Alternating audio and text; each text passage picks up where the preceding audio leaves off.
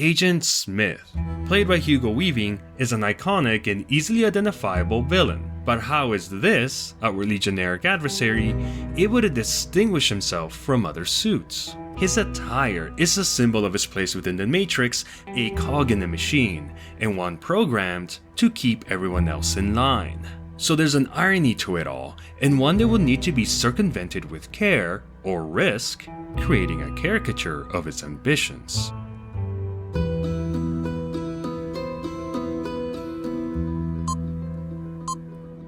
You are watching an Alpaca Thunder production, and in this series we'll be stepping into the world of villainy to try and discover what it takes to create a foe worthy of our heroes.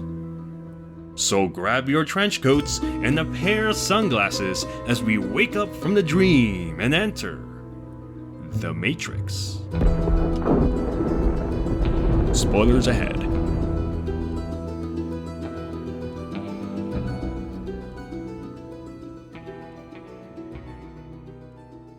First impressions are important, and even more so when your film starts off with a clear and identifiable antagonist. Let me explain. Agent Smith doesn't have a fall from grace, he doesn't spiral into a path of villainy, no. This guy was born to suppress individuality, quite literally.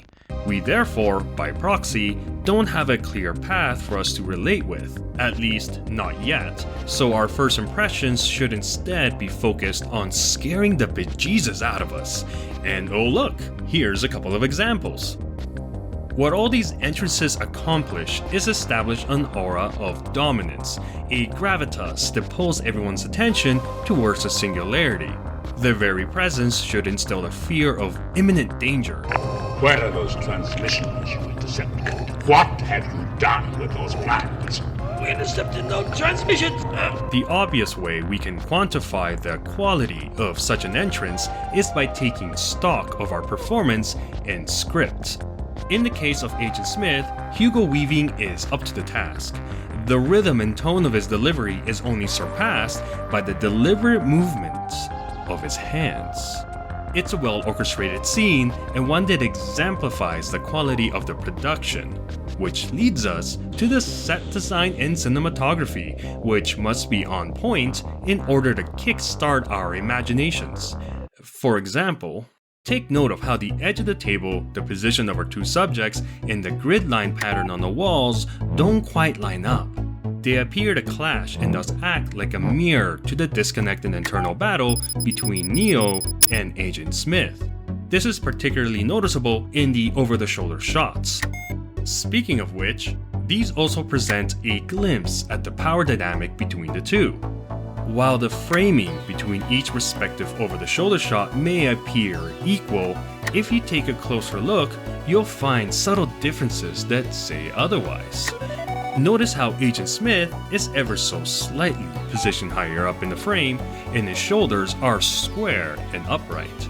In contrast, Neo's eye level is lower, which is not helped by the constant downward tilt of his head and shoulders.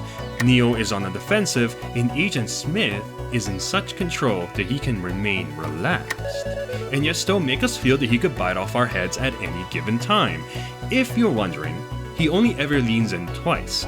The first aimed to increase the pressure, which is echoed in the follow-up shot where now half the frame is occupied by his shoulder, and the second, well, you know what happens.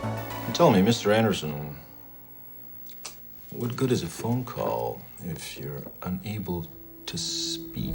Okay, so Agent Smith had a great introductory scene. Is that enough?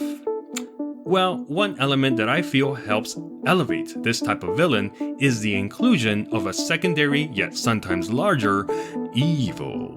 By this, I'm referring to some sort of organization, emperor, or theme. Why this is important is because it allows our main antagonist to exist beyond the realm of wanting to take over the world. So if we now go back to Agent Smith and we ask ourselves who this greater evil is, well, it's the Matrix, that's easy. The Matrix is unbending. The Matrix is incorruptible. Agent Smith, not so much. Our emotionless and fearless agent facade is broken, as our antagonist reveals his human emotions. Evil, yes, but human nonetheless, and thus giving him a new layer of fidelity. He's multifaceted, you could say he's beginning to believe. And this fleshing out of our villain is important because in some manners, it allows the viewer to relate with the villain. This wasn't possible early on because Agent Smith had a role to play as the big baddie.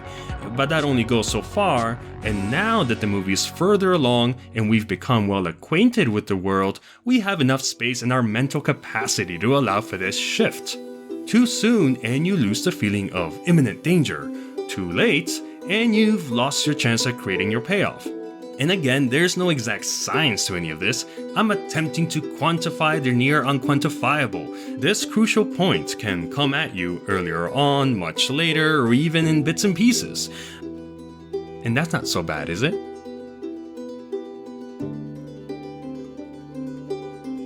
Wait. You don't think I would finish this off without mentioning the final fight, did you? Because yes, this type of villain will generally, almost always, 90% of the time, every time, have a final showdown with the hero. Psst, here's an example of one that doesn't. There's a tab to settle, and neither party wants to foot the bill. And so it begins, a titanic bout, and one, I may add, that is up there with the greats. He's beginning to believe. It will be a hard-fought affair, but there's a hero's journey to tidy up, so let's just... There we go. Sorry, bud. You see, what makes these sorts of villains so memorable is their rivalry with the protagonist, and you, sir, played it perfectly. We've already established how Agent Smith was given an aura of dominance and motivations for his actions, but he was given just enough screen time to maintain his mystique, while also allowing him to spread his wings and demonstrate his superior strength. This can be swapped out for intellect, manipulation, chaoticness, etc., just as long as we go into the final showdown well aware of their abilities. The bigger they are, the harder they fall? I guess that's true.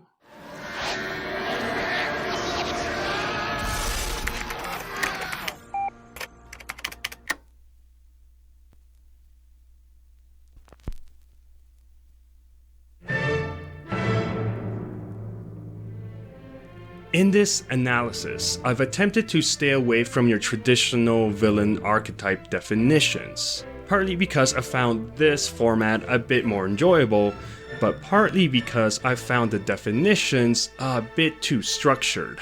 You can have a look through them, but I found myself placing a villain in multiple categories, so kinda like taking those personality trait exams and being frustrated by the results. But I do understand their importance, as most villains will fit somewhere along the spectrum. I just wanted to add this disclosure in case anyone asked. And I wanted the opportunity to think through these on my own to improve my critical eye. It's fun, and I recommend you do the same if you ever find yourself thinking why something in the movie is the way it is. As for this series, every video will deal with a different villain, or archetype to be exact, so we can continue to learn on what works and what doesn't. Thank you very much for joining me today. This has been an Alpaca Thunder production. Like and subscribe, notification bell, do it!